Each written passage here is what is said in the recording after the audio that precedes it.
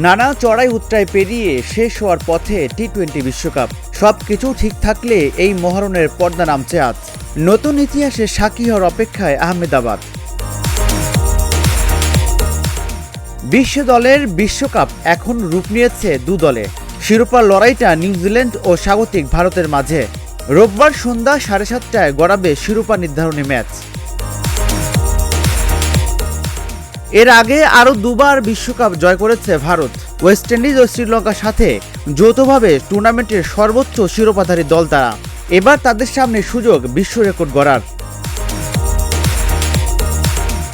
2007 সালে প্রথম বিশ্বকাপে বাজিমাত করেছিল ভারত। পাকিস্তানকে হারিয়ে শিরোপা ঘরে তুলে নেয় তারা। এরপর 2014 সালে ফাইনালে উঠলেও হেরে যায় শ্রীলঙ্কার কাছে। এর 10 বছর পর গেল বিশ্বকাপের ফাইনালে ওঠে ভারত, কিন্তু ওই ফাইনালে আর ভুল করেনি তারা। শ্বাসরুদ্ধকর ফাইনালে দক্ষিণ আফ্রিকাকে 7 রানে হারিয়ে শিরোপা পুনরুদ্ধার করে ম্যান ইন ব্লুরা।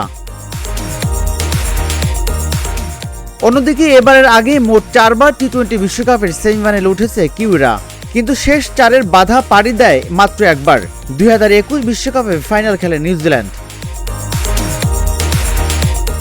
তবে ভাগ্য সহায় হয়নি, শিরোপার স্বাদ পাওয়া হয়নি। ফাইনালে অস্ট্রেলিয়ার কাছে 8 উইকেটে হারে নিউজিল্যান্ড। তাই এবারে বিশ্বকাপটা অবিস্মরণীয় করে রাখতে চায় কিউইরা। তবে যেই দল বিশ্বকাপ জিতুক না কেন, তাতেই হবে নতুন রেকর্ড।